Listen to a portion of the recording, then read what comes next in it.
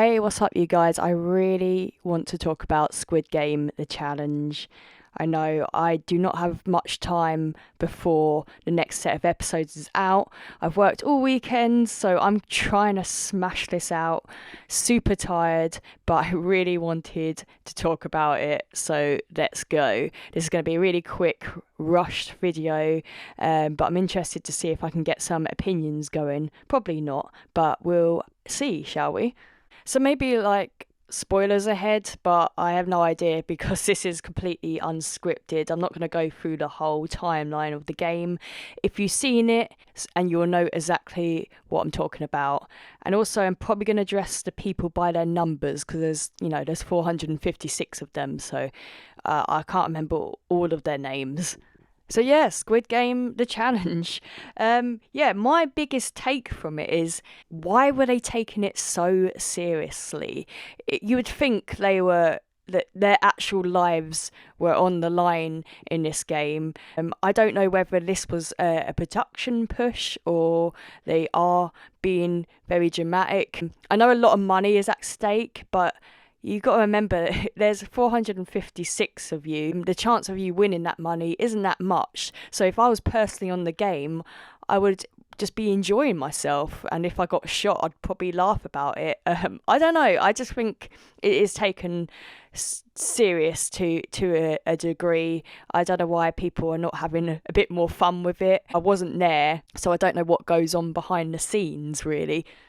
But I do feel if you really needed the money, maybe this probably isn't the best game show to be on. I know there's a lot of money if you win, but if you're like in desperate need, maybe like another game show is probably better for you, where the winning odds is a lot better and easier.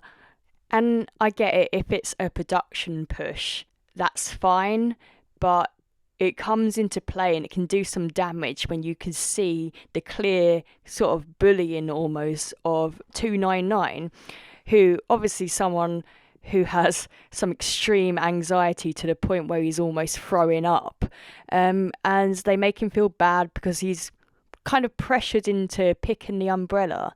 And I get it, but a little side note, I have emetophobia, so if I was on his team, not only would I be worrying about cutting out that bloody umbrella, but if he's gagging next to me, I'd be, super distracted. I don't know, I just feel like his treatment wasn't really warranted. I don't know why he didn't have a psych evaluation before going on to the show, because yeah, that was pretty messed up. He was really going through it, and I feel for him. And luckily, a lot of people on the internet felt for him as well. The whole thing with 198 with the telephone was pretty funny. I'm not gonna lie. But the big thing that really boiled my piss was that girl who stole a whole ass burger. She stole the whole burger. Oh, come on. I mean, that annoyed me more than 432, and we'll get around to 432. Yeah, back to the sort of games like the telephone situation and the, sort of the random eliminations. That some of them were good. I felt like some of them were sort of filling in time, and sometimes I think it was just a little bit of overkill. It was just a constant. You kind of just want to get to a game really, but I understand they've got to fill in time. Yeah, 432. Yeah, not a lot of people like that guy. To be fair, not the biggest fan. It's still better than the burger stealer. God damn her. I think he takes himself a bit too seriously. He's obviously got a main character thing going on there, and dude, you got called a frat boy. I mean, if I was there, I would have called you a cunt. I mean, he fully threatened a guy that he was going to beat him up, like outside the show, if he calls him a frat boy one more time. Mate, come on. I get called worse on the. I'm told I look like Tony Robinson. So, sense of humour. Where's she at? If I was on the show, I'd probably be enjoying myself a little bit more. At the end of the day, it's some airtime, and I would have had fun with it, but then I probably wouldn't have been picked for that reason. I actually did see it advertised to audition for it, and I did think about it, and I was like, that'd be really cool. And then I realised this situation, the bunk bed situation. I could not share a room with that many people. The amount of people who would be snoring would be unreal. I'm the worst sleeper, and I just wouldn't get any sleep for the games, really. And also the fact I would laugh if I got shot as well. And so, yeah, it concludes with everyone getting into groups of pairs for a picnic, and them picking out their marbles to find out they're playing the marble game. And obviously, if you've seen the original series, you'll know exactly what that means, which is kind of heartbreaking, especially for the mother and son duo.